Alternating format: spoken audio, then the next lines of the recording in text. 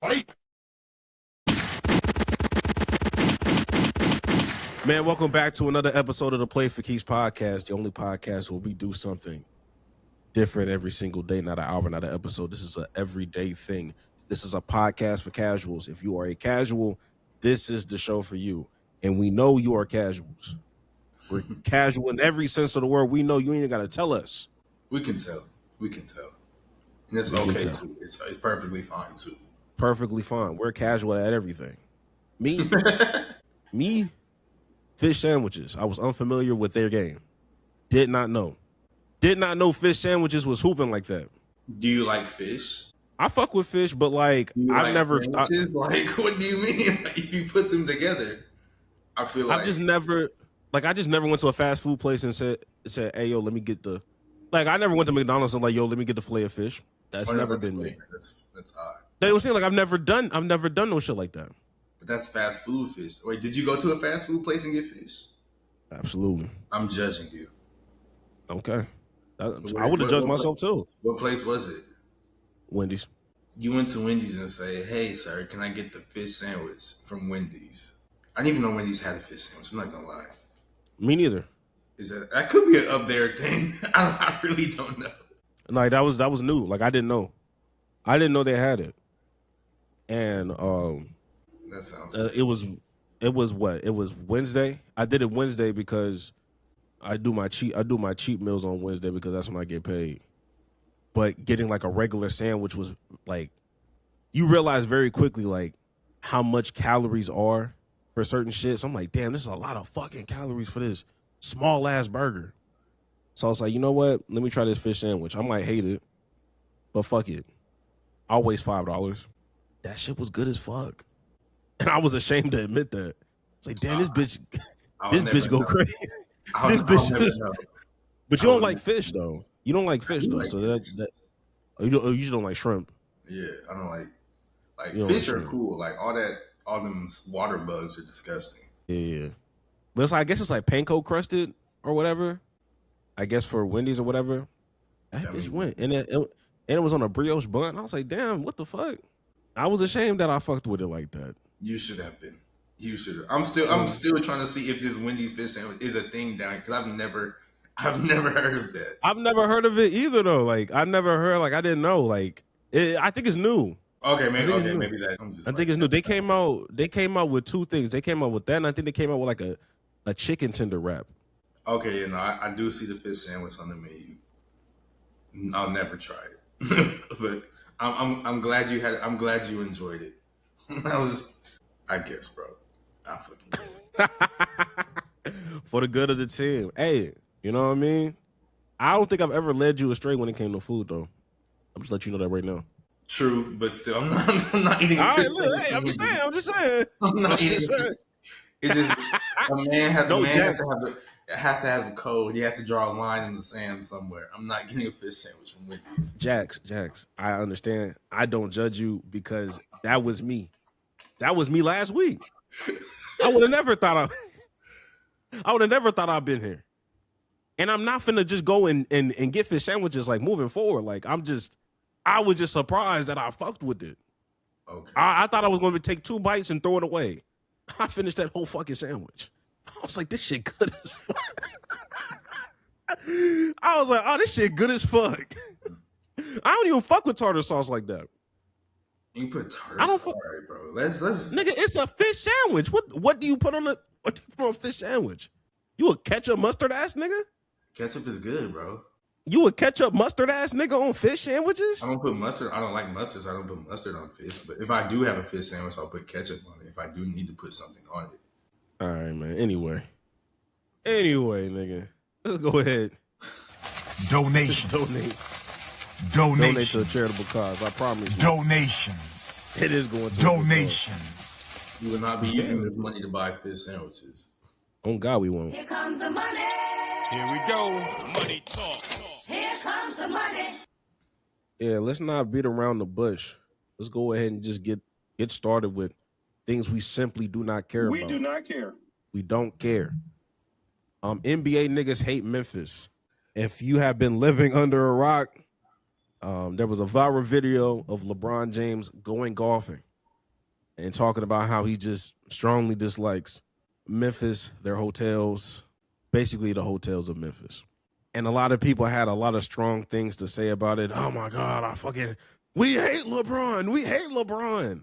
Then later, somebody dropped a 3-minute compilation of various NBA players talking about how bad Memphis hotels are and how they don't fuck with coming to Memphis. They should move to Nashville and all this stuff. From this is like years of content all in one video. And I will say, LeBron be getting the blame, but nigga, they can't all be lying. They cannot all be lying, bro. They're making a push to move the team. They want to move the Grizzlies, bro.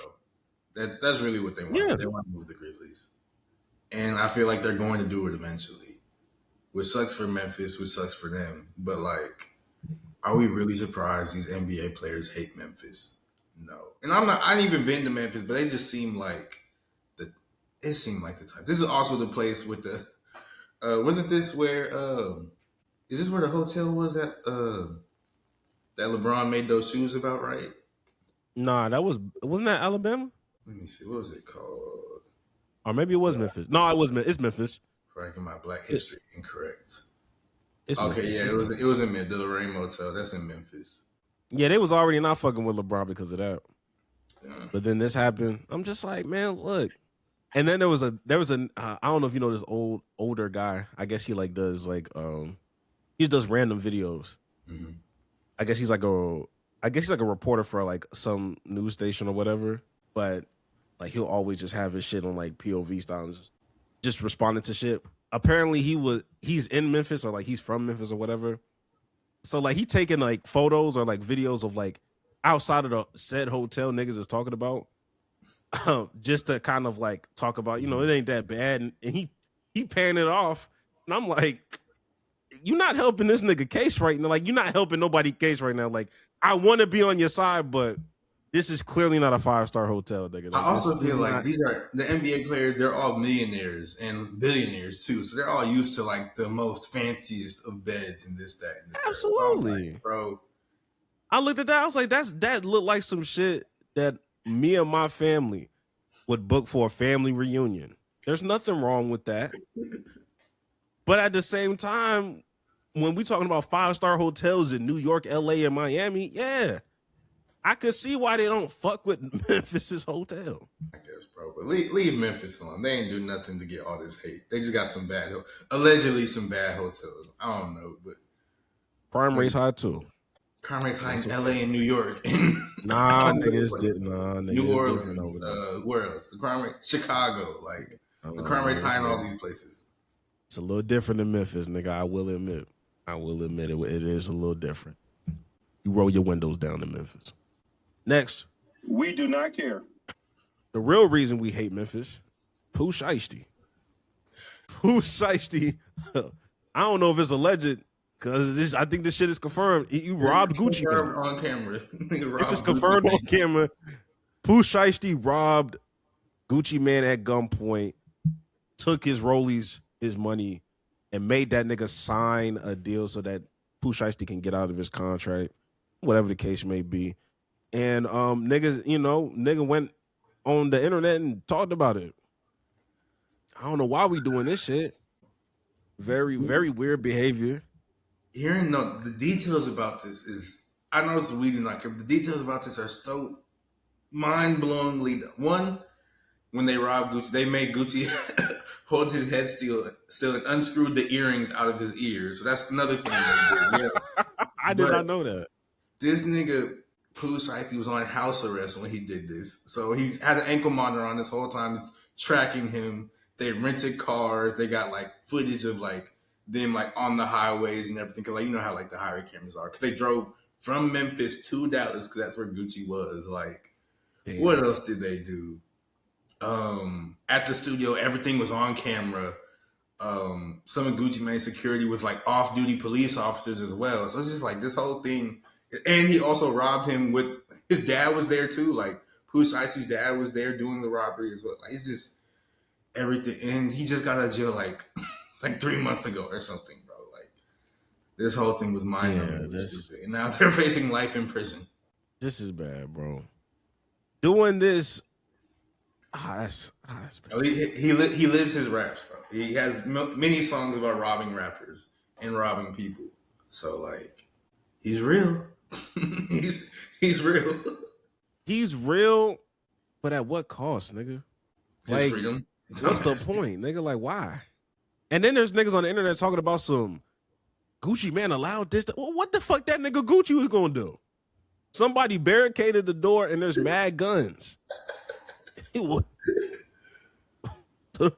the fuck are we talking about? The funniest thing about all this, though, yeah. or at least to me, though, it was like, these niggas are not because people keep like, oh, Pooh Shiesty, he living his raps, he living his raps, and like, I forget what song it was. I think it was a song he like just dropped. He was like, in the song he said, I told 30 to grab me, 30 to bring me my Draco, and Big 30 is also a rapper who was there during the robbery, and he's also in prison for this too.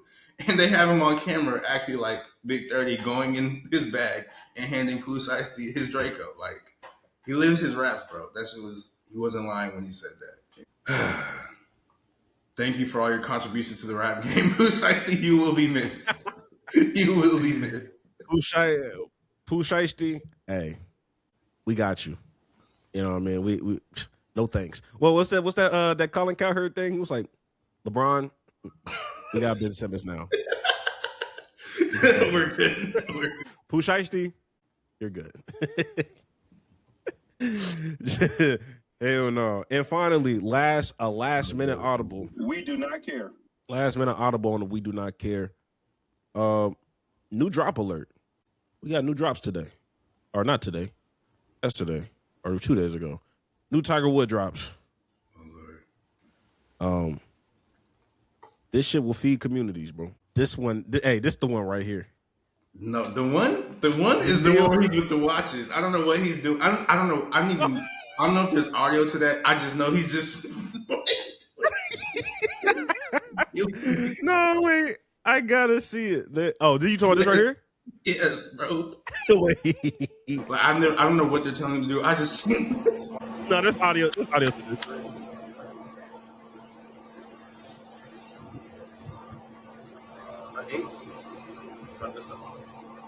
That's how we gotta show off the like Shador. We're good. We're good. This is how we show off the watching now. Hey, a nigga's TD celebration finna go nuts. A TD celebration of them niggas doing this. I don't know what the fuck he's doing. Hey.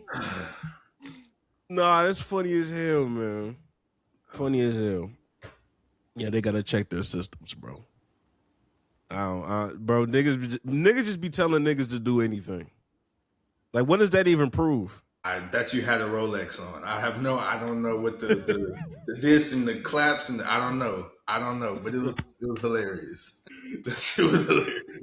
Speaking of other things that are hilarious, you know, we're done with the We Do Not Cares, but I will say we will talk about baseball. Haven't talked about it since the World Series, but breaking news. The MLB has officially made a ABS system. ABS standing for, I forgot the name. Shit. I forgot. But basically it's better. You watch more baseball than me, so I don't know what ABS stands for either. While I Google it, it told me the anti-lock braking system. Like, that's not what I'm talking about. I know what that is. That's not what I'm talking about. Automated ball strike system. That's what it's called.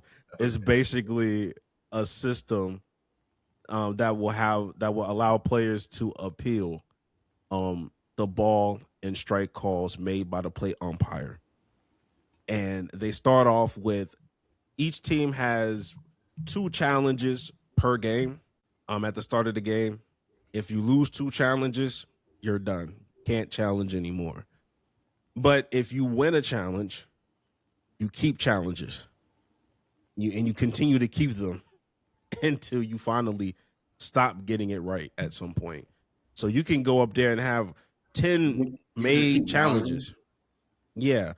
Okay. And some may say, well, wouldn't that take away from the game? No, it's just so instantaneous. It's not like an umpire is going down to like a system and like reviewing it in like a TV screen. That bitch is on the jumbotron. Oh, The host, like everybody can see it at the same time. We're all just looking up, and the crowd is cheering when they see that shit. Like, he got it wrong because it's just a box, nigga.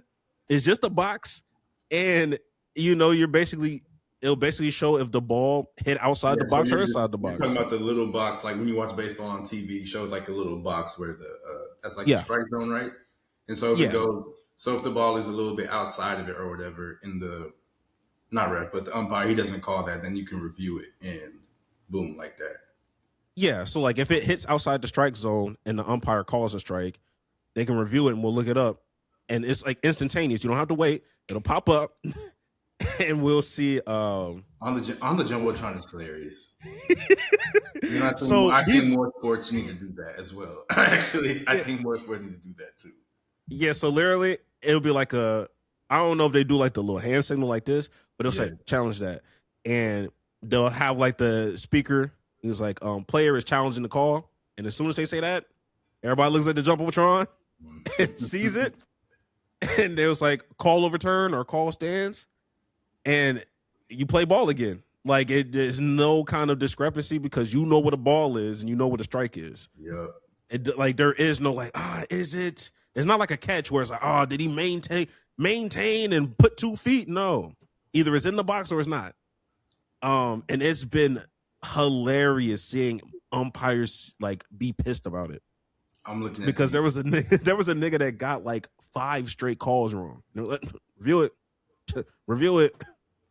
And it doesn't take away from the speed of the game because baseball is not even a fast game to begin with. But yeah, it's saying that the challenge is called by a position 64% overturn rate from the catchers, a 42% overturn rate from the batters, and a 40% overturn rate from the pitchers. So they are like getting these calls. They're low-key getting these calls wrong. And then I think I saw it was somebody else who put up a quote. Where is this? It's right here. And he said, he was like, Richie Garcia, he's a former ref, and he had this to say. He was like, I think it's embarrassing to the umpires that are calling the game. Nobody likes to be humiliated in front of 30,000 to 40,000 people because they can all see it on the jumbotron screen. But it's sort of like,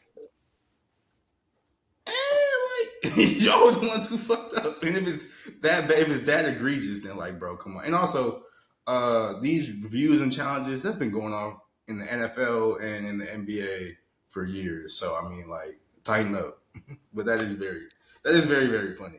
Yeah. So like, man, like, it's one of those things where I'm just like, bro, like, because some of these, for the most part, if it's kind of on the line, most batters are not really like challenging it. Most batters are challenging the egregious call. Like, bro, this is egregious. You know that shit was out. This is clearly out. And plus, from a TV perspective, we already see that it's outside the zone because there's naturally a square on the TV anyway. Yeah. So we already know it's a bad pitch or a bad call already. We're just waiting for them niggas to turn it around and, hey, let's review this shit. It's going to get to a point where they're not going to need like umpires behind the behind the bat anymore. What's the point? I don't know. I don't think that's ever gonna change, bro. I'm saying like it's getting to that point, bro. I think a lot of leagues though they like to have that human element still. So I really don't think that's gonna change. Like it could, but I wouldn't say that. But I don't know. I say out of all the sports leagues that could go like that, baseball would probably be the first. Because it's kind of hard to implement a system like this for basketball because playoff style of basketball versus regular season style, like that's what makes the playoffs. So like you finding any kind of ticky-tack foul or whatever, that's going to slow the game down. With the ABS system, nigga, either it's in the square or it's not in the square. Okay. Like there is no discrepancy of, like the movement or like when we have those fouls, like, the hand is a part of the ball. It's like, nah, nigga, square or not. And I'm not saying that and it's not like you're eliminating all umpires because you still have the people that's in the field. You need those niggas, but the niggas that are specifically behind the plate, it's gonna get to a point. If you're not on your game, like if you're just gonna keep calling wrong shit and I'm gonna keep challenging, at some point the nigga's gonna be like, why do we have this nigga back here if he not even getting it right? We can have this nigga somewhere else. We have this nigga in a booth. We can have somebody controlling the ABS system, doing maintenance on the shit or something. But I think it's good for baseball, seeing shit like this because niggas have gotten robbed games. I just know it's gonna. For I just know calls, in the World Series it's going to go crazy. Oh, for sure. And no matter what, people are going to be so upset, which makes it even crazier. And it's I think somebody got to. I think one of the players tapping a little bit more to the World Series if that is there. I'm not gonna lie, because I tapped in a little bit last time, so I'm slowly trying to grow on my baseball. So we'll see. We'll see how it's the perfect time to go. The perfect time to do it. The season just started. What, last week? 2 weeks ago? Something like that recently. This the time. This the time to get up on it, man. Yeah, but I mean, I thought that. And the Astros do that weird shit where they start off like super slow, like they'll lose their first 2 games, and niggas be like, "Damn, all right, the dynasty's over, bro. Like we gonna be ass again," and then them niggas just whip out a whole bunch of wins. Now they lead in the league in something. It's like, oh damn, okay, well, I guess all Two-Face not done.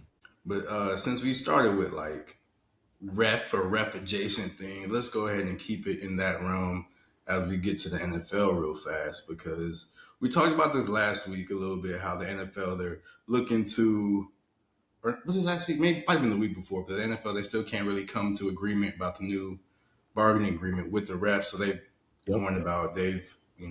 starting to hire replacement refs. And we talked about it, how last time the replacement refs went horribly, horribly, horribly wrong. And this time, they haven't came to an agreement yet, so they're going to hire replacement refs. And they actually implemented a rule change just so this replacement ref thing can go a little bit better. And it says it's proposing, but this the NFL, they just released like their rule change, so this has been allowed already.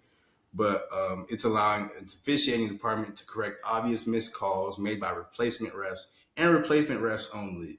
And this comes because the NFL Referees Association, they're doing this new collective bargaining agreement, which is going to expire soon. So how do you feel about this? Do you think this is an adequate solution to this whole replacement ref problem? Because it's going to happen, and these refs are going to get a lot of stuff wrong. So you think this is like a good enough solution to it? Well, I mean, I think the ultimate solution is pay them fucking refs. But if you can't do that in enough time, I appreciate you being proactive instead of reactive. I would hate for you to not do anything and keep it business as usual and then wait for the opening week, and then we get a controversial game deciding call in week 1 of like the NFL on primetime television, and then everybody on that Monday morning is talking about how shitty the refs were or X, Y, and Z. So I appreciate somebody being proactive.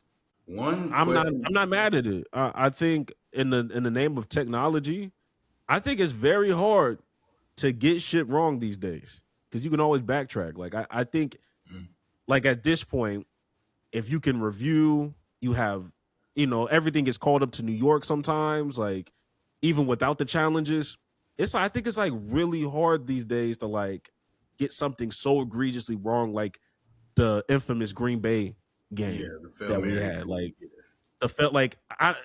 there should never ever be another Fail Mary with all the technology we have now. We have too much technology now. So I think it's a good thing because it shows me that they at least understand that shit could go left. The only question I sort of have with this is, because like I said, I haven't gotten deep into podcast for casuals. I haven't gotten deep into the weeds for all of this or whatever.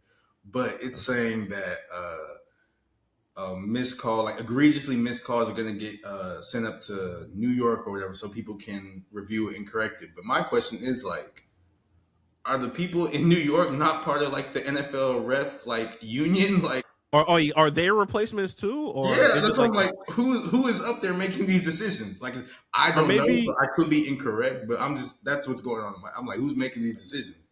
Because maybe it's like the government. Like maybe it's like maybe it's like the government shutdown thing where it's like, yeah, the TSA workers don't be getting paid, but your niggas like Ted Cruz and them, like them niggas are still getting paid, like they're still doing like a job, Which and is they're not also doing this shit so for free. that's so messed up. That's so fucked up. That's so fucked up. That's so Literally, it's every time the fucking government horrible. shut down, I'll be like, bro, this is like, and they be going on vacation and like they're on vacation right now, bro. Right now, bro. These niggas are It's a terrible. fucking evil. Yo, like once upon a time, like a government job was a flex. Like niggas used to tell you, hey, go get that government job. Like you'll always be, you'll now always they be just- employed. Now they cutting everybody, firing everybody, not paying people. Crazy. Like, nigga, the government job supposed to be a secure thing. Like that's supposed to be bread and butter, nigga. Like you get a government job, you supposed to be at there for like retire there and get like mad bread too. But God. Mad bread, mad benefits. Like you supposed to be set. Your pension go crazy. Yeah. None of that shit. I didn't see so many government shutdown. Like, yo, like I remember when the first time a government shutdown happened in my lifetime, I thought the world was finna fucking end because like that's I just thought like an that meant, unheard like, of thing. I thought just everything was off. Like they just weren't taking I thought anything on. everything was off. Now when a nigga say a government shutdown, I'm like, oh shit, again? Like, Tuesday? like You meant to call it Tuesday? Like this? I'm saying, like every other month, we shutting this bitch down. Okay, nigga. I guess. But yeah, when I guess, long story short, I'm basically saying like to these refs, like maybe the higher up New York niggas are still getting paid, and Maybe so. still, somebody has to hold the integrity of the game. Like there has to be one person in there, like, yo, we can't lose you, bro. We gotta have you. We gotta have you on Sundays, nigga, even if we illegally pay you, bro. So it'll be interesting. Yeah. I'm not looking forward to it, but At all. Pay these niggas, bro, please. But keeping with football, another bag arrived for Kirk Cousins. He's a generational bag chaser. He just signed with the Raiders. The Raiders, who are rumored to be taking Fernando Mendoza with that number 1 overall pick in the draft. So they actually not even. They're going to take Mendoza. They're That's going what's to. going to happen. But Kirk, he got a deal with the Raiders. It's going to be a 5-year, $172 million deal. But realistically, it's only a 1-year, fully guaranteed $20 million deal that has a club option. The Falcons are going to pay Cousins $8.7 million this season because they owe him that much. Then the Raiders will pretty much pay the rest. So Kirk getting another bag. I like this for Kirk because, one, him and Fernando Mendoza look low-key like the exact same, and they talk the same. It's very odd. But 2, I remember Tom Brady, he was giving quotes, and he was saying, like, he'd rather not start a rookie quarterback for, like, the whole season just because you don't want them to experience growing pains and you don't want them to get their ass whooped and blah, blah, blah. So Kirk Cousins, and he wants to play again. Kirk Cousins still wants to start, so it's going to be a meat shield for Fernando Mendoza. But the biggest takeaway I have from this, it says Kirk Cousins, his career earnings has officially surpassed Tom Brady's career earnings, which doesn't seem like it should be a thing. What do you mean Kirk Cousins has made more money than the greatest quarterback of all time? But that's just, I don't know who his agent is. Does it say, like, is it tag or no? Yeah, I don't know who his agent is, but hey, watch that shit say Clutch Sports. That shit would have pissed me off. like, let me see. Kirk Cousins, what is his career? Oh, it's something ridiculous, bro. He's been hooping, bro. Yeah, I think. Let's see. So far in his career, he's made $321.6 million in his career, and Tom Brady is only not.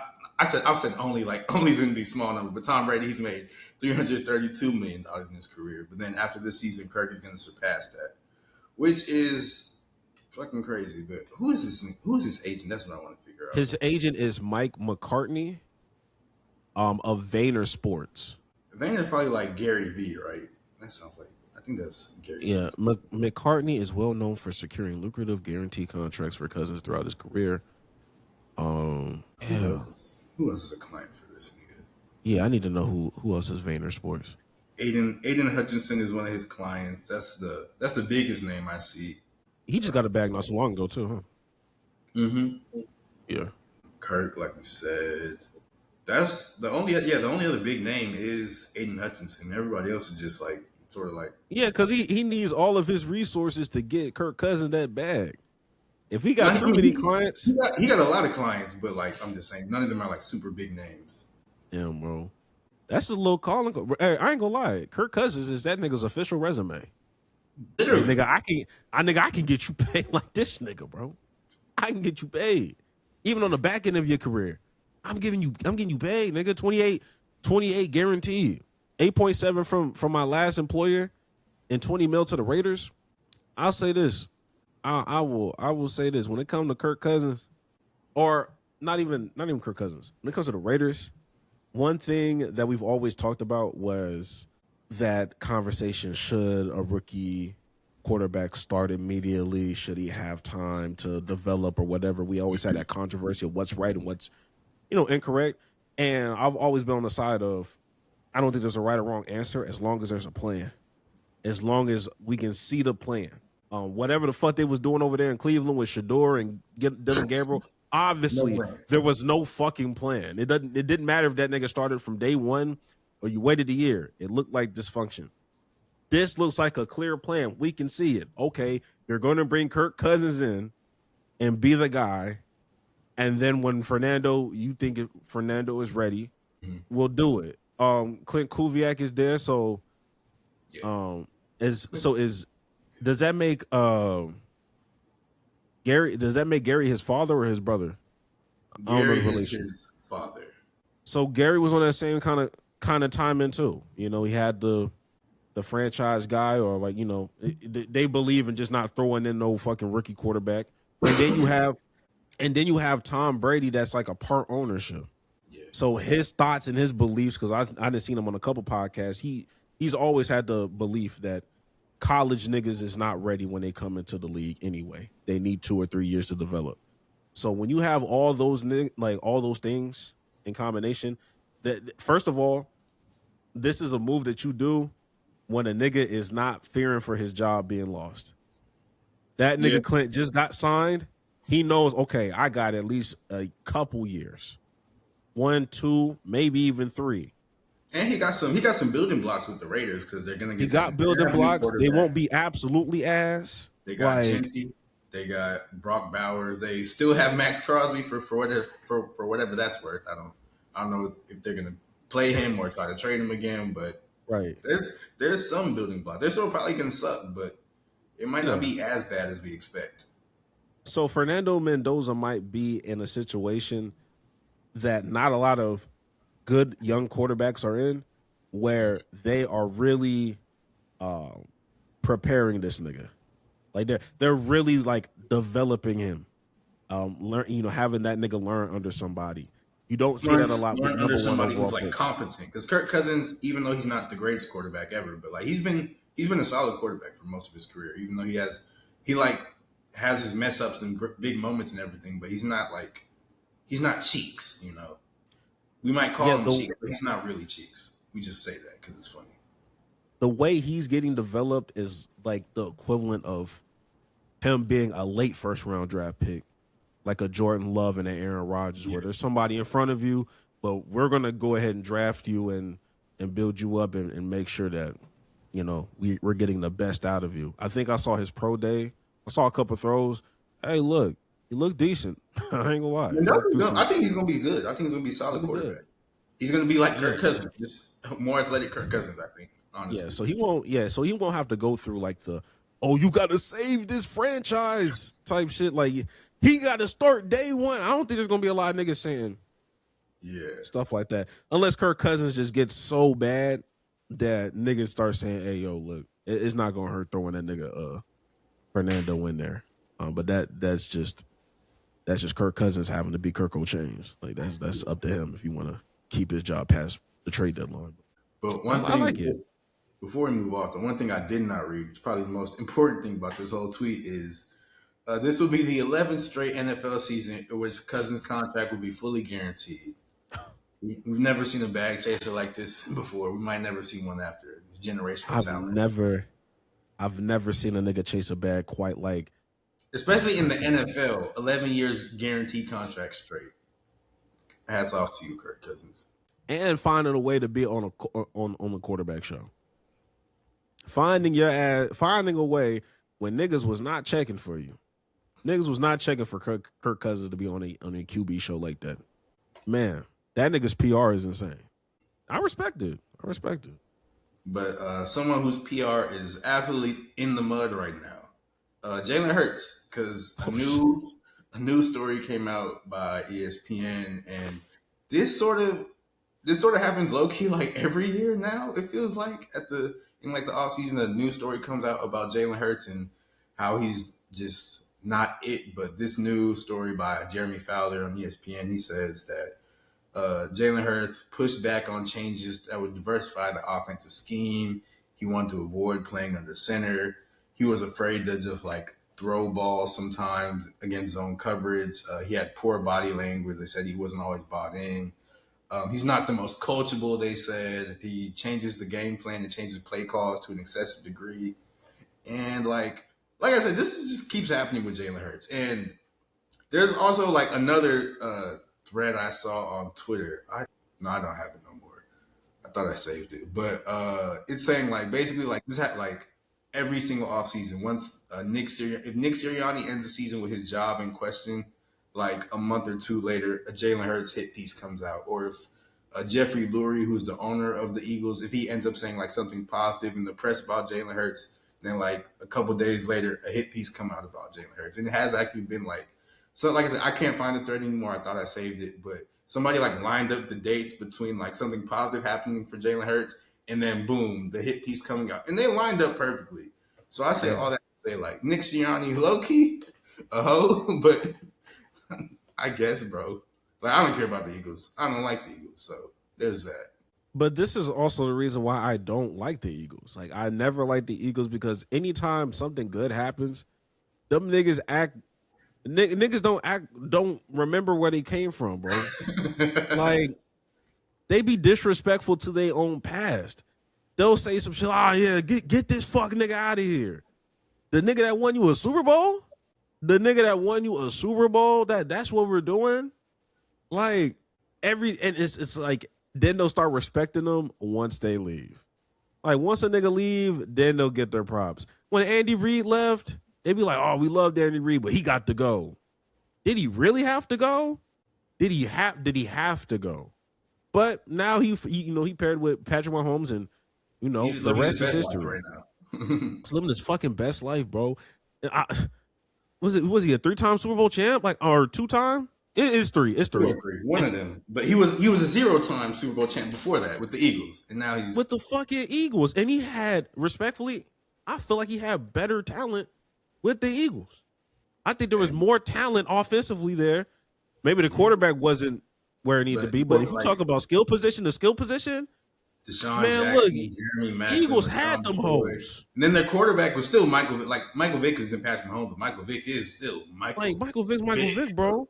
Like he's even the racist was kind of cold. Riley Cooper, he had his moments. Yeah, that nigga had his fucking moments. I'm just like, man, look.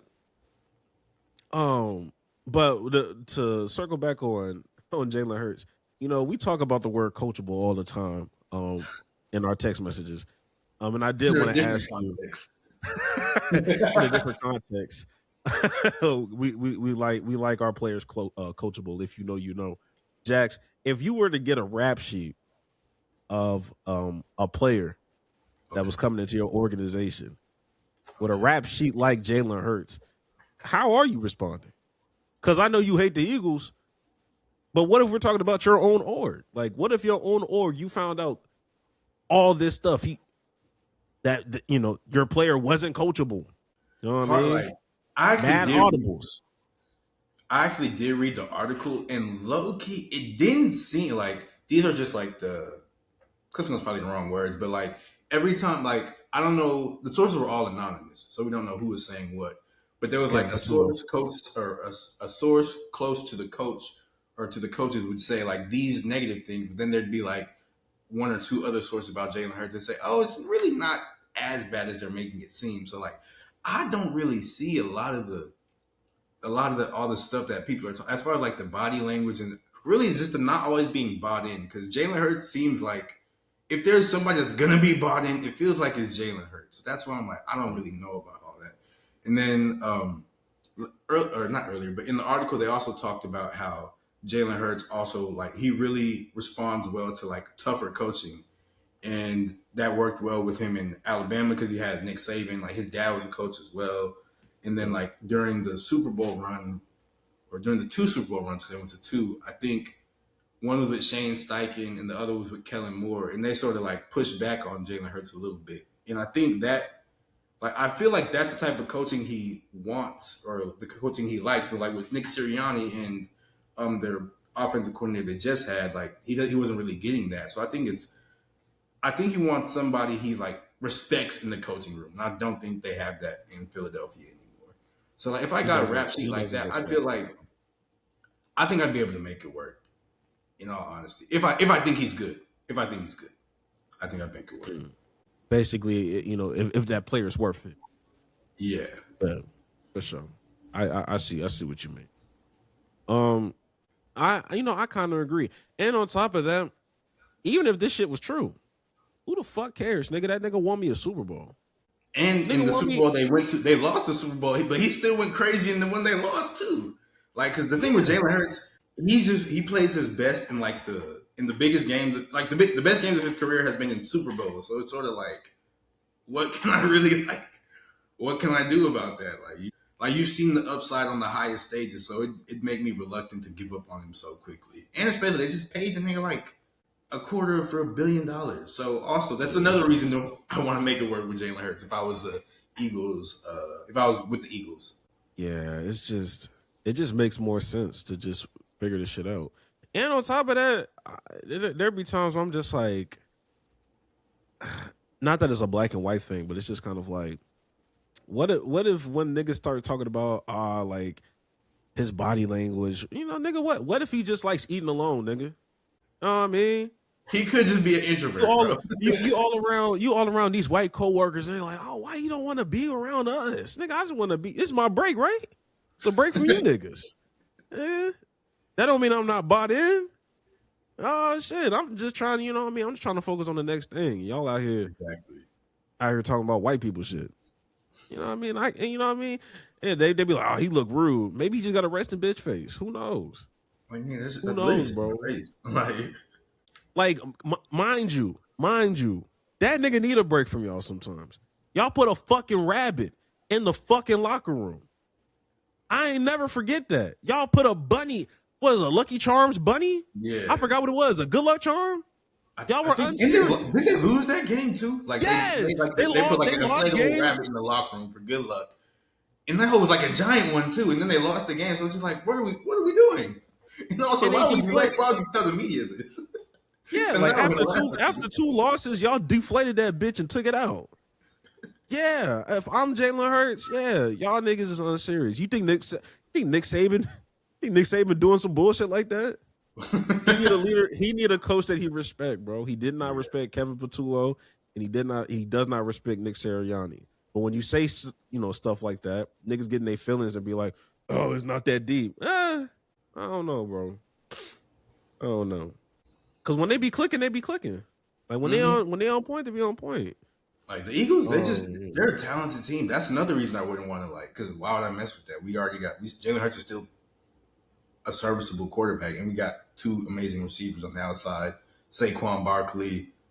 We have monsters on defense. So like, I don't know, bro. I think them niggas just get over it, bro. Realistically, or don't, or collapse as well. Like you can just do that as well, Eagles. Like just burn it all down.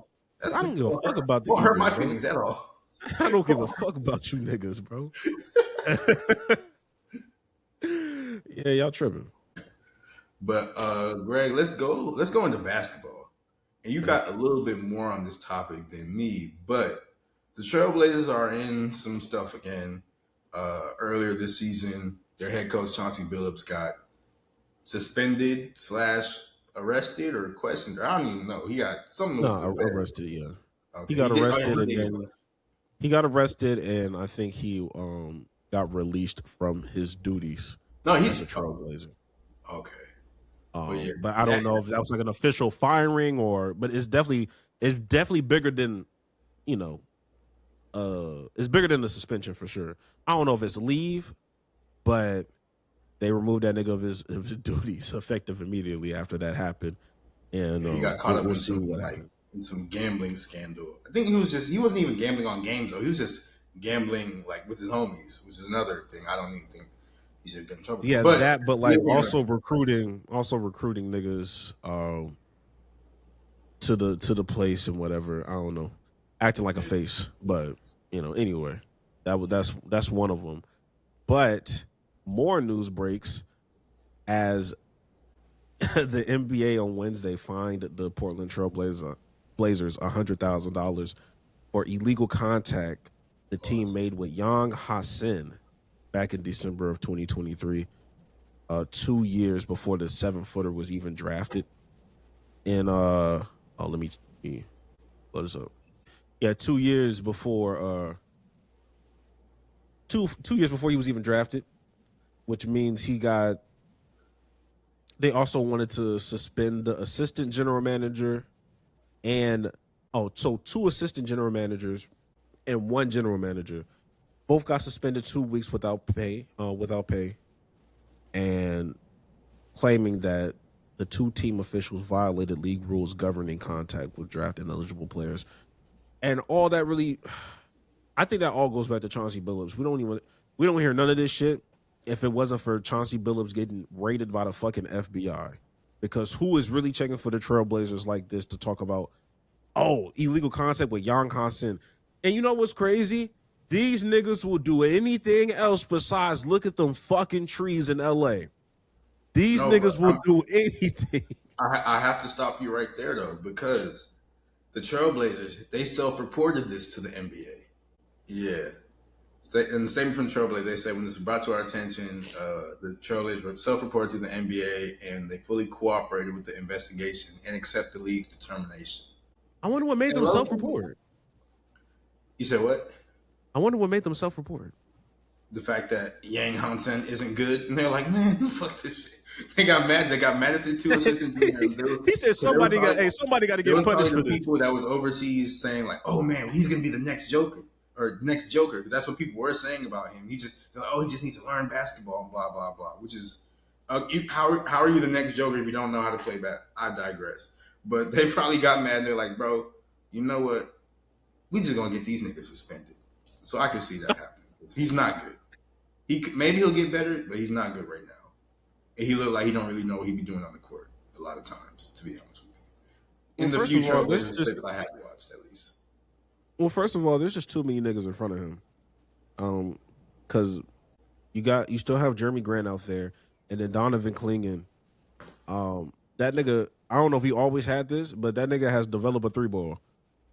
I think he always had that a little bit. That nigga's shooting it at a higher clip these days, and I'm just like, okay. Yeah, you're not getting that center spot anytime soon, brother. I'm not gonna lie to you. They kept comparing him to Alperen Sengun. If you're gonna be a Sengun variant and not play defense, brother, you got to be better than Sengun, nigga. I'm not gonna lie to you. Cause Sengun not even Sengun's Sengun not even a true 5. Yeah, he's a Joker. He's a Jokic variant, and even then, he's not even that good of one, to be honest. But because there really can only be one, and that's Nikola Jokic. Like he's the only one that can be like that because he's the only one good enough to do that. Yeah, it's hard. It's hard to do stuff like that. So, I had high hopes. I saw that nigga in summer league a couple times. I'm like, damn, he got some nice moves. It's just all about putting them together. I think he's young. He's like 19, or well, not 19 anymore. He's probably like 21 now. No idea. So like he's still young, but he's not lottery. I don't even think he was lottery though. I think he got selected in like as a 16th pick. He was. Yeah, he was. How do you know? He was 16th, and he's 20. Niggas think I'm a casual at everything, bro. Relax. I'm like, why do you know when he was drafted and how old he is? I was very invested in that 2023 draft class. No, he drafted in 25. But he was contacted in 23. He was drafted in 2023. Oh, okay, bad. Oh, is this his first year? Oh, so he's definitely 19. No, he's definitely 19. Oh, 20, or just turned 20. Damn. That's too early to say if that nigga gonna be buns or not. This is essentially his rookie year, right? This is his rookie year. Oh yeah, this is way too early. Oh my god, I wouldn't even self-report this early. I would self-report next season. Like you self-report for niggas like Zachary Ricochet. That's who you self-report for. Am I crazy for thinking Ricochet could still become like something in the NBA? I don't think he's terrible, bro. I think he's just I'm not calling you crazy. I'm just going to tell you that you're incorrect. But you're not crazy. I just think you're wrong. Bro. I think he can be something. He's not confident, bro. And I think he's not confident. confident. Like when somebody says be somebody, what does that mean though? Like he's not. I don't think he'll be a star, but he's going to be like a serviceable role player, like a valuable role player. I feel like somebody that can knock down the threes, defend when he needs to. Like, not saying he plays like Andrew Wiggins, but like Andrew Wiggins-esque, because like Andrew Wiggins, he was never that super. Or the Andrew Wiggins, like a role player in the style like Andrew Wiggins with the Warriors, because like earlier Andrew Wiggins was like a little bit crazier as far as like scoring and stuff like that, but like. When he was with the Warriors, Andrew Wiggins, he might drop 30 on occasion, like very like, if Steph and them having an off game, he might drop 30 if he gets like a good matchup or something like that. But that's not really what you counted for. Like he can be like the fourth scorer on your team, but also somebody that can play defense really well and knock down shots. I think that's what he could become. So like a Aaron Gordon or the Nuggets? Yes. Okay. Not saying in that role, but like not saying like play style, but like not play style, but like just role. Of importance of pecking order on a team. I think he can do it. I think if Ricochet is your fifth best player, if he's your fifth best player, y'all can win the chip. If he's your fifth best player, you can win the chip. Honestly, I'm gonna be honest with you. I know niggas not talking about the Hawks. Them niggas been. I'm like the Hawks low key like. Them niggas, hey.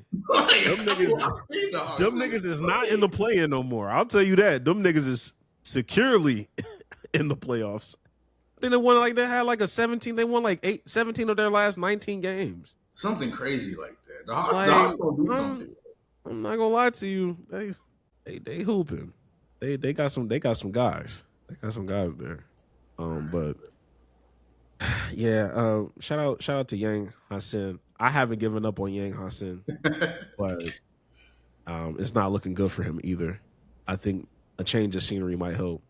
And on top of that, why would you you got Scoot Henderson there? You should have self-reported for that. There's so many things. There's so many players you could have self-reported for. Scoot was bad because he was getting hurt, right? Scoot was bad because he I think that's why Scoot Henderson was bad, right? He got hurt. Well, yeah, but like I don't want to Markelle Fultz this nigga. Like, nah, he was still good enough to get this shit together. Markelle Fultz made me sad, bro. I thought he was. Markelle Fultz made me sad. So cold, bro.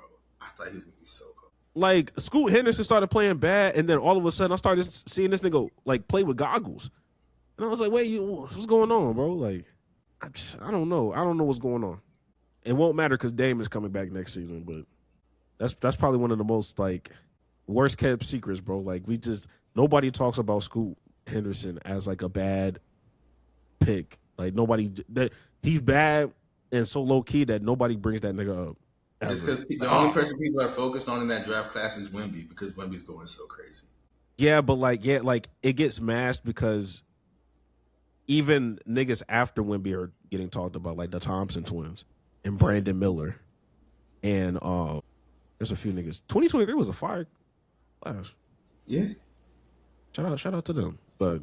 It is since we are talking about draft, let's talk about Adam Silver and how he's trying to abolish the draft and reintroduce slavery in the auction block to America and the world globally because he's talking about introducing. When I first seen this, I thought it was April Fool's, but then I saw it came out April 2nd. I was like, Lord Jesus Christ! But he's talking about doing a draft credit system in a real life equivalent to the way waiver wire works in a fantasy football, where essentially you'd be bidding on incoming rookies like you would with Monopoly money that gets thrown at free agents in the fantasy realm. So just bidding on rookies. And another reason I thought this was an April Fool's joke is because the day before, on actual April Fool's, I don't know if it was an actual NBA thing, but it was like somebody was talking. I'm going to see if I can find. I have to see if I can find it. I have to see. You talking about the Wizards? No, it was somebody who was talking about this like an auction type system, and I was just like, "There's no way you think this is a good idea," because I was like, "This is literally just the auction block," and it makes worse because the colors he was using to. Oh man, I have to find this shit. Okay, yes, it was Nate Silver. I don't with 538. I thought this was an April Fool joke when I saw it, but this was he. I think he might have been the one that introduced this lottery proposals, and he was just talking about the NBA draft with the auction. Now, Greg, I want you to look closely at these colors being used about this fucking lottery auction. And I seen this, and I seen the word auction in these colors, and I'm like, is this the April Fool's joke or not? Yeah. Because why are these races? All shades of melanin, huh? I'm like, what are we fucking, I'm like, what are we doing? I swear I thought this was a joke, but people are taking it serious. I can't believe it, bro. But like this, I think this is I just don't like. Let's just keep the draft, bro. I don't like the optics of it. I don't care. Maybe this could be a good idea. I don't know. I'm not going to look deeper into this in any way, shape, or form. I just think this is a dumbass idea. Because why are we doing an auction for these? But like, it's just. Am I crazy for thinking like this or no? I mean, I don't think you're crazy just off of the mere fact that it's just already auction. Because what the fuck you think that combine is? Like my nail. How fast does he run? How high can he jump? While they're in What's their his underwear. weight and measurements? Well, I mean, in the NBA they're wearing basketball shorts. I'm pretty sure, but like, still, it's like, what are we doing? Like, I just And I now just we want auctioning? I'm not crazy, bro. I need $50 for this nigga right here. Yeah, that's bad, bro. But like, I don't even know how you would. I don't even know how it would work. No, just saying like how like a waiver wire is like in fantasy. This is the waiver wire in fantasy. So like, I don't even know how to explain the waiver wire in fantasy. I just know how it works. But it's just like you get placed in an order or whatever. Yeah. I don't know how that order is determined. I guess the article probably gets more into detail of that. But you get placed in some order. I think with the waiver wire in fantasy, the person with like the worst team gets to have like the pick of the litter as far as waivers. And like if they bid like $5 in fantasy, or like say your team is worse than mine, but I bid like $5 in fantasy. I think if you have the worst team and you bid $5, you'll get that player. So I think it's something similar to that. Even though we bid this, I would just have to pay more to beat you out. No, I think you can pay the exact. If you have a worse team, you can pay the exact same and get the same. Like that's my understanding of fantasy football. I could be completely wrong. So like if you have a bad but I'm saying like if you have a bad record, yes, but like your record is worse than my record. Yes. If we both pay $5, you would get that nigga. Yes. But if I paid 10 and you still paid 5, would I get him, or would that still go to you? I believe you would get the players. But this, okay, I could be completely, like, somebody could hear this and be like, bro, these niggas have no idea what they're talking about. So I could be completely very wrong. true. Because we are casuals. This is my belief and understanding of fantasy football and waiver wires. So I could be wrong, but I don't know. But I think that's how it goes. But regardless, I think this is a bad idea. I think it's stupid. Just keep the draft. Don't do no damn. I wonder if that would be like a part of their salary cap. Like you adding X amount of dollars to move up in draft or whatever. I would assume that it would, like if you don't have a lot of money to work with because you're tied to like 2 supermaxes, yeah, you can't jump a lottery team because at that point, fucking Steve Ballmer would have the best team in the fucking league. You just keep marketing. Say fuck this monopoly money. I got real money, nigga. Mm-hmm. So I maybe it would work, but it's just the optics of using that term is crazy. Yes, bro. I'm like nobody thought about the word auction. No one. All right, bro. No, I don't. I think niggas know what they're doing. I just think they be trying to test the water and framing it as leaks. But you're just trying to test the water to see if niggas gonna fuck with it. Like that. You seen that Nike shit that happened? What? It was like that Nike advertisement of this black man. He got like. Oh no, that wasn't a Nike thing. That was just somebody who was doing it with, or who just did. That wasn't a Nike thing. That was just an artist who was doing that. That was still crazy. It was very crazy. That was still crazy, regardless. Very crazy. No, man, that's crazy. But like I said, like I think, but I'm not saying that it is Nike. But if that was to be Nike, Nike's the type of nigga to be like, oh, that's a leak, or I don't know who leaked that. We was never going to approve that. But that whole time, they're just trying to like throw it out in a random country just to see if niggas fuck with it. And if they fuck with it enough, they'll just re-release it in a bigger package or whatever. But niggas know what they doing. Niggas know what they're doing, bro. It made me sick. But lastly, though, I guess we have the displeasure of talking about Jayden Ivey and everything that's going on with Jayden Ivey. Now, it's been a lot. Jayden Ivey, if you don't know, he was drafted by the Pistons really high coming out of college. Number 5. He thought he'd be He's the really fifth good, pick. and he got hurt. After his injuries, he never really was the same. He got traded to the Bulls, and then he was recently released,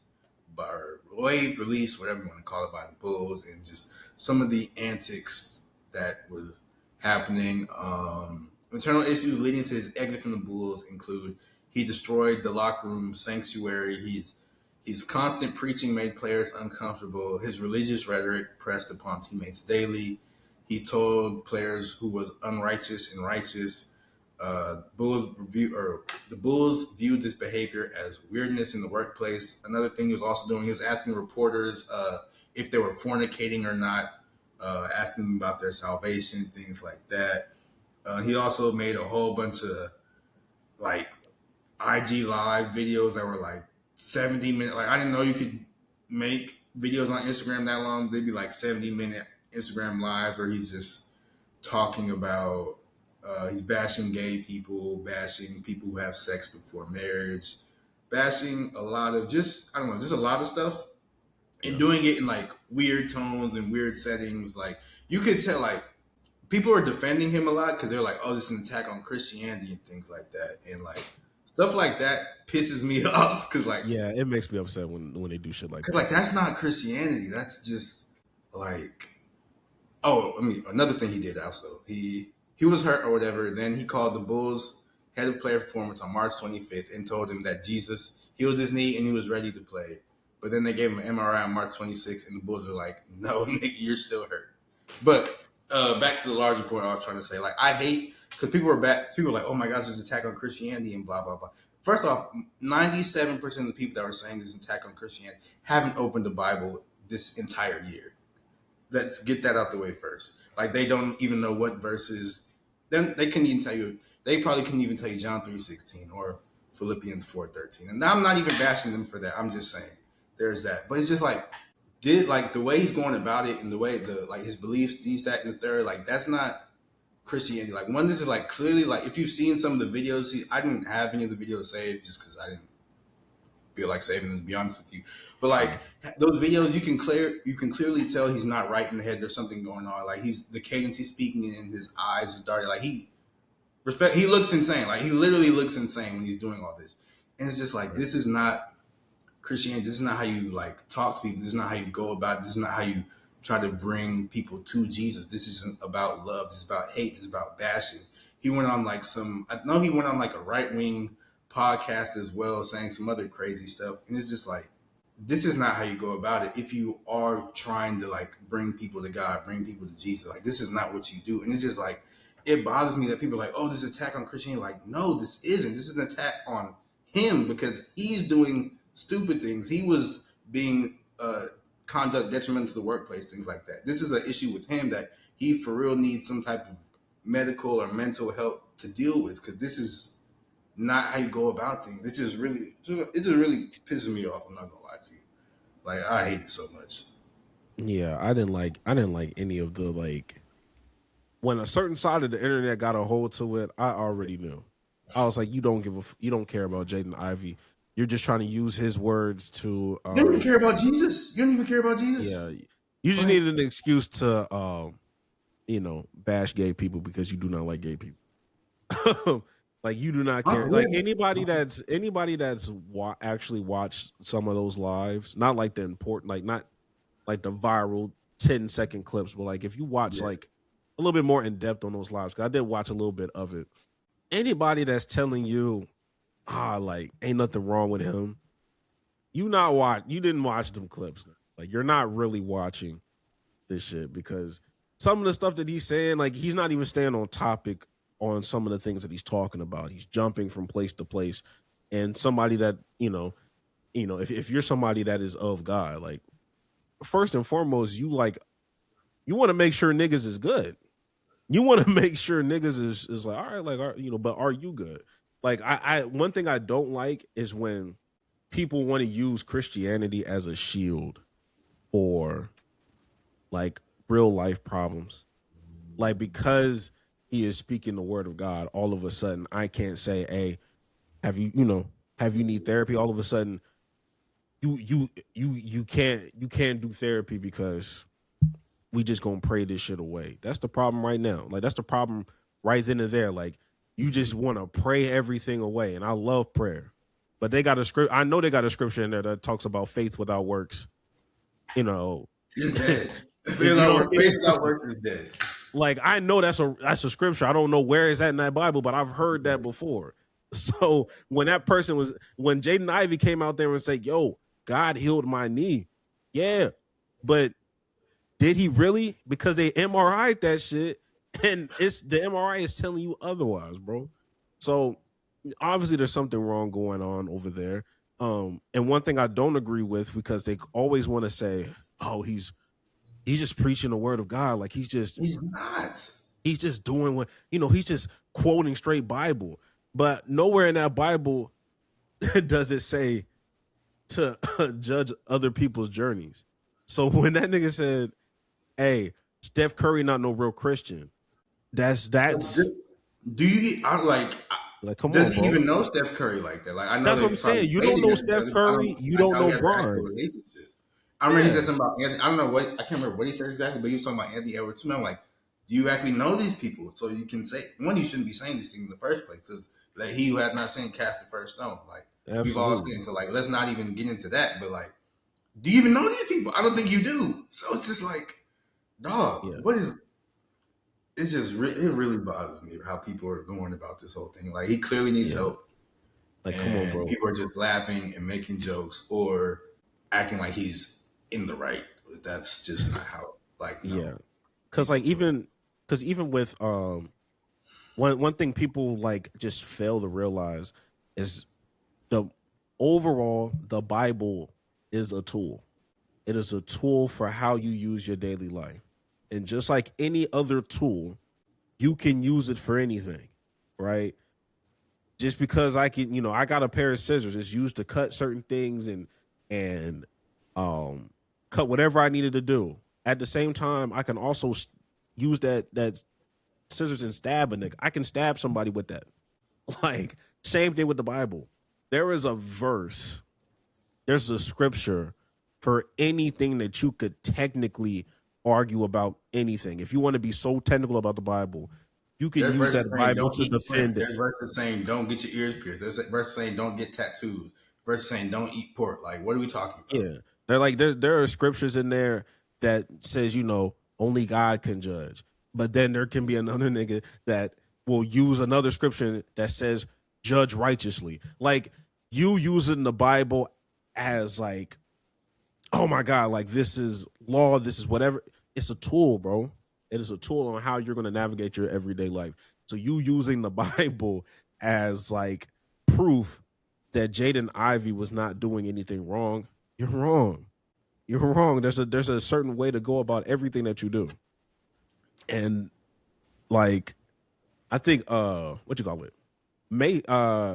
Surprisingly, Cam and Mace were talking about it. And Mace really did have a good point. Mace was a pastor. Yeah, Mace had a really insightful, situation about it. And he was just like, when you have, because some of them are calling it a religious psychosis. He's like, when you're in that and you're a born again Christian and you go through some deep stuff like that, it's kind of hard to trust anybody. Like, everybody to you looks like sin. So all you have in your mind is what the Bible says. But sometimes, like, it takes a little bit to kind of like come back to your senses and kind of like figure things out. And he's young, so like he's like 24, so like he's still young. But it's one of those situations where it's like, okay, like, even when we talk about him, feeling some type of way, talking about Jesus, talking about X, Y, and Z, if that's the side you want to go, you got to be willing to take those consequences. if you want to talk about what you're talking about, yeah, like that means you probably don't need to be in the NBA if this is the route you want to go and be unapologetic about it. If you know, if you want to spread the word in a certain kind of light, and that money shouldn't matter. Like if you're gonna be with God and wherever you're trying to go, like you're gonna have to go all the way in it if you have certain beliefs and stuff. But yeah, the whole situation, everybody, I won't say everybody, but most people, it was hard to have like real discourse and dialogue. I don't know why niggas were trying to have this conversation on Twitter. You can't do nothing nuanced on that app. I don't know why niggas was really trying to have a real conversation on there. That was dumb as hell. Like I just kept scrolling. I'm like, why would I even engage with some of this bullshit? Because some of y'all don't have y'all real photos on your app. Yeah, bro. Y'all are faceless accounts. I'm like, good, bro. I'm not. Yeah, get me out of here, bro. It's ridiculous. But do you think he's coming? Do you think? I feel like he can come back into the league at some point. Yeah, for sure. I don't think it's over for him because I just don't want people to enable. It's only going to be. Like, I think it'll only be over for him. Like one, if he's like continues on this like crazy, I guess, path you could say. Like then it'll be over, or if his knee doesn't heal as well, because I think he has something wrong with his knee. So that's another thing. So yeah. If overall, he didn't. And overall, he didn't get waived over his belief. He got waived because he wasn't good, bro.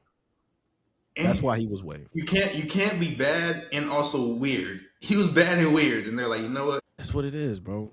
And this is one of the times like, Adam Silver's a bitch. Adam Silver is not the Chicago Bulls, bro. Adam Silver didn't drop that nigga. The Chicago Bulls did. Any other team has the opportunity to pick him up if they will. Two things can be true, and they won't. They won't, but it's just like, all right, bro, like, he's just gonna have to figure it out. But I don't want people to enable it so much that we forget about Kanye. Nigga, there's a lot of niggas that allow Kanye to do Kanye things. And now look at this shit, bro. We don't even look at the nigga the same no more. So yeah, somebody need to get a hold of him. Like you can't that nigga's called Catholic a false religion. I was like, damn. Mind you, his mom is the head coach at Notre Dame. For the women's basketball team. So a Catholic school. Like, so what are we doing, bro? So it's just let's get some help, bro. I really do hope he gets the help he needs. And he should, because he has enough money to do it. Oh, one more thing. Before we get to the hot takes, just mention this real fast, because I forgot to include this. One more person who needs to get the help they need. Puka Nacua. He's in rehab. Yeah, he is in rehab. And he also like bit somebody too. Some like crazy. I don't know what's going on with Puka, but yeah, he checked into rehab. I think he actually has been in rehab for about like 3 months, I think. But yeah, Puka Nacua, get the help you need as well, brother. He's out here biting women and all this weird stuff. And like when I first seen that notification that he bit somebody, I was like, what? And then I actually saw like a picture of the bite mark, and I was like, oh no, this nigga really bit somebody. Oh my god. Hard, he bit this nigga. Oh my god. I was like, that's a crazy. He just got drunk and he bit somebody on the leave. Like, what are we doing? So I do hope Puka gets the help he needs. But yeah, that's all I had to say about that. Nah, he held on to that. Like he held on to that bite. Like that wasn't like a little quick yap. Like he like, bro, you just look at the like, them indents is crazy. Like he was on that girl. I wonder what body part that was. That's crazy. But don't bite. Like what? But yeah, I hope Puka gets the help he needs. I hope he does too, because that's crazy. Orlon didn't even want to believe it, bro. Like damn, it's a bite, nigga. But let's go ahead and get. I do think it is that time though. I believe so too. I believe so. All right, I'm gonna go ahead and get my hot take out the way first, because I'm a little bit more interested in yours. Okay. Anyway, because I do have questions about that one. So I'll say Club 520, specifically the morning one. I don't want to just say it's the best sports show. It might be the best sports show in television, but I think it's just the best podcast in general that we have out here. Like everything that we talk about that is wrong with like sports media gets resolved at sports 5:20 in the morning, specifically in the morning. I know they got an actual podcast afterwards, but that morning show, that is the encompass of everything that is missing in normal sports media.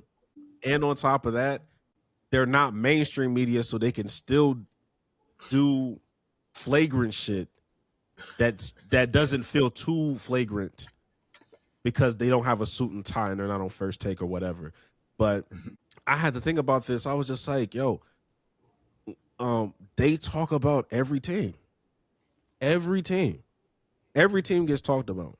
There's not a team that like doesn't get mentioned. These niggas were talking about the Hornets way before mainstream like media was on their case. They were always talking about head coach Charles Lee and what they had going on. And of course you got B Hen. Yeah, and of course you got, B Hen that's gonna say, some flagrant stuff, or, some of the segments won't be as long because, it is what it is. Like, we can only talk about the Pacers for so long, even though that's their home team. But it's the fact that they taught me that that bullshit narrative of we don't talk about certain teams because nobody gives a fuck. That's bullshit. That's a lie. That's a lie. At the end of the day, niggas really don't care what you talk about. If you're entertaining enough, you will watch anything. If you're entertaining enough, I will watch you talk about anything. Point blank, period. And I think mainstream media is too ashamed and afraid to admit to that because they're just not entertaining enough to talk about every team. So we got to go with what the views work. We got to go with the layups with the Lakers, the Cowboys, LeBron, back when Tom Brady was a thing, Tom Brady. But if you're really entertaining like a nigga like B-Hen, I can hear B-Hen talk about the Clippers, the Miami Heat, the Orlando Magic. I can hear that nigga talk about literally any and everything, which leads me to like if there was ever somebody that came down, when we have those situations where it's like, oh, like, ESPN needs to like bring back like those breakdown footages and stuff like that. And you'll hear a nigga from Twitter talk about niggas not trying to watch the X and O's. That's just boring as fuck. If you're entertaining enough, niggas will watch. I promise you, niggas will watch. It does not matter what nigga, we watch Love is Blind. If you're entertaining enough, we will watch anything. We will watch anything because I ain't gonna lie. There were certain seasons we had no business watching. Bro, people we watched them bitches because it was entertaining. People watch Tyler Perry movies. They're objectively terrible. He keeps making Medea movies. People still absolutely. Watch them. If people find them entertaining enough, people will watch. Absolutely. That the numbers are the numbers. And I'm ready to say, hey, it's not about niggas not wanting to watch. It's the fact that y'all niggas are not entertaining like y'all think y'all are. That's why y'all pay Stephen A so much goddamn money because that's the only entertaining thing that you have. And even that is an overkill because that nigga does too much stuff. You overuse that nigga to the point where I don't want to see the nigga no more. Or, as an audience member. That's just what it is. So that's my hot take. My hot take is that 520 is the best sports show in all of sports. Go and basically like the mini hot take is you can talk about anything as long as you're entertaining. The numbers are the numbers. You don't have to just talk about LeBron. Who really want to talk about LeBron James 7 days a week? That's not entertaining either. But you do it because it's the ratings. That's a cheap way to get big ratings because everybody will just click LeBron James regardless if you're entertaining or not. Real entertainment is if you are B-Hen and you can talk about certain stories with the Orlando Magic or Paulo or whoever the fuck you got going on. Even Barbie be kind of entertaining. She be talking, even though I need her to talk a little less on certain topics because god damn, there's every certain thing. I'm like, damn, Barbie, I did not need to know that. I did not need to know that, but that's my hot take. All right, my hot take is no grown man should have nightmares. Like, why are you having grow up? Why are you having nightmares? That's really it. Just grow up. Damn. No, like why are you having a scary dream? Like you go like, oh my gosh, like a zombie chick. You're like, no, bro, like be so serious. Grow up. Do you feel like do you? Because you said nightmares. Yes. Do you feel like nightmares are subjective? A little bit. I think there's a Like, difference between. like, I think there's a like difference a between a nightmare to nightmare and me. I think you can Oh, so have you a can have a bad. bad dream. A bad dream is just a dream you don't really like that much. You can have Okay. that, but a nightmare where you're like, oh my gosh, I'm scared. Be so for real, bro. Be Okay. so for real. Okay. Why are you going to sleep and getting afraid in your dreams? Okay. All right. All right. Bro, All I right. can't take it. Like you can have a dream that like, oh, I didn't like, oh, I had a dream where I don't even know. I don't even have a dream. I'm not gonna hold you. I don't remember the last dream I had, but like you can have a dream where I don't know something bad. Like you can have a dream where your car gets robbed or something like that. I don't fucking know. Like that's not a nightmare. That's just a bad dream. You can have a dream you don't like, but a nightmare where you're afraid. Come on, bro. Okay. Now, hear me out. Hear me out. I did have a dream years ago. How old are you? I was 22. I was Pushing 20. it, I but was I'll allow 22. 22. The scenario, I got an ugly woman pregnant. She was hideous, and the whole family. That felt like a nightmare to me. That genuinely felt. I woke up. I was like, God damn. I'm good. You don't understand how ugly that woman was, bro. Like that shit was. It depends on your level of fear. It depends on your level of how afraid did that make you? Terrified. I think that can classify as nightmare. But you was 22 terrified, but though, only so because you can allow it a little bit. 22 is young. You're a grown man at 22, but you're still young. So I mean, I'll allow that. But I was terrified because I like this is not like a, you know what I mean? It's not like no random woman. Like I've seen this woman in real life before. That's what made it terrifying. I was like, oh fuck. I was like, oh no. Oh no. I was in college. I was like, oh no. I can't do this. that's So very funny. So yeah, like that whole thing, like it was like it because it wasn't just like it felt unnecessarily long. Like Wake up, nigga! Like I'm wake up. trying to wait. I'm trying to wake up, nigga. I'm trying. But like I'm going through the baby shower, the gender reveal, the baby getting put. Like that's a nightmare, nigga. Because I want to wake up. I want to wake up. You just in the dream, please. I'm out here. I'm out here. Sounding like Kendrick Lamar.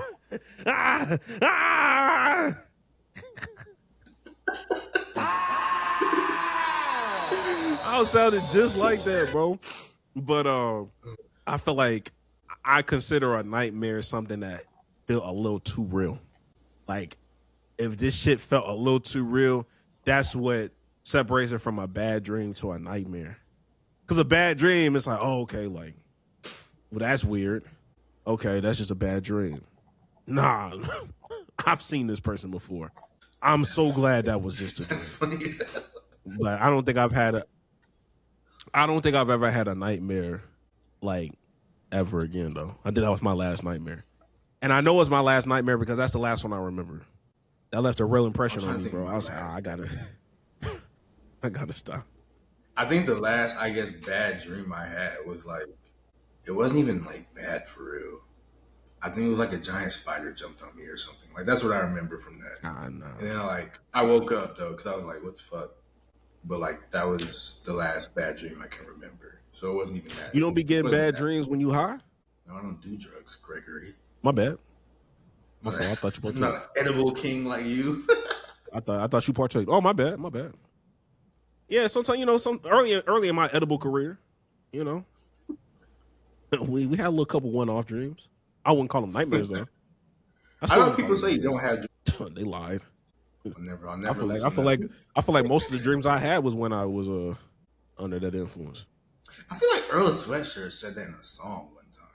And either I don't know. Was it Earl? I'm pretty sure he said that in a song one time. Regardless, it doesn't matter, but still.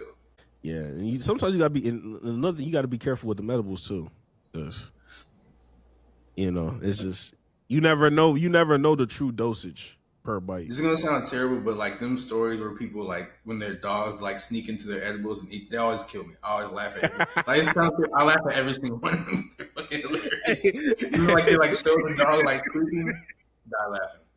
I die laughing every single. Nah, them dogs be doing that Tiger Woods shit. They be They take a knee. hey, your dog taking a knee is crazy. That nigga. Nah, that's no. Do you see the captions that niggas be putting on that meme of the knee? Bro, they be calling football. Nigga said triple right option. The one where he got like the blanket over, killing me. Killing me. He's also somebody that's going into rehab. He's also getting some help. Oh, he's actually going to rehab? Because I know, like, people were saying, like, when he was on the phone, like, after he got in the accident, he was like, oh, yeah, I just called. He told the police, he was like, yeah, I just was on the phone with the president or whatever. Because he's, like, dating Trump's daughter or something like that. Oh, that's interesting. Exactly.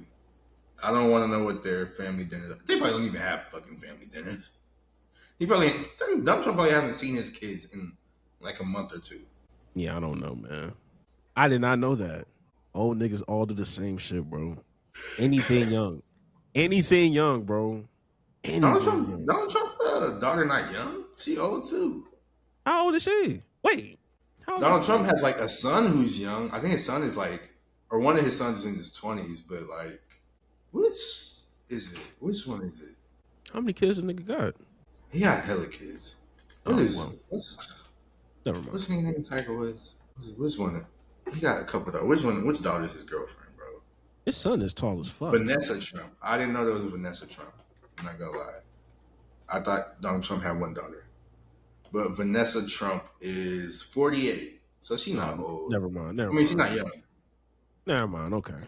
48. And she got 5 kids. Tiger, what are you doing? I mean, what? Don't Tiger got like 3 kids? 2. Okay, fair. And he's not trying. Okay, never mind. They're both old. I'm pretty sure her kids are old too. So, okay. I'll allow it. Yeah, they ain't doing nothing. Respectable. You can do that. Okay, my fault, Tiger. Yeah, my fault. Stop doing them drugs, though. Stop doing them drugs. Actually, how old is Tiger? He 50. Oh, they in the same age. Okay. Yeah, the same age. Yeah. False alarm, Tiger. False alarm. Thought you was Shannon Sharp, my nigga. My bad, yo. But with that being said, that'll be the end of this pod. Make sure y'all like, subscribe, comment down below. More TikToks are on the way. Remember, you can always bring suggestions to us. We won't always do them, but we will at least we will see the suggestion. We will see it. We will consider it. It won't always get done. Jackson, any last words? You want to go change your life? Go do some life-changing shit. Hey man, look, try that fish sandwich. I ain't gonna hold Except you. for that. Don't do that. Specifically for Wendy's. That's the life-changing thing you want to do. Try that bitch out, bro. Hey, Greg has never led y'all astray when it come to food, man. All I gotta say. That nigga ain't never had a bad food suggestion from me. Just keep that in mind. And then 2 or 3 months down the line, that nigga Jax will probably come through and be like, hey, low key on the low. I tried that bitch. That shit kind of cold. I'm not getting a fish sandwich from Wendy's, bro. I'm sorry. I can't do it. That's fine. Like, you saying that right now. The North remembers. Okay, nigga. But we'll catch y'all niggas next week.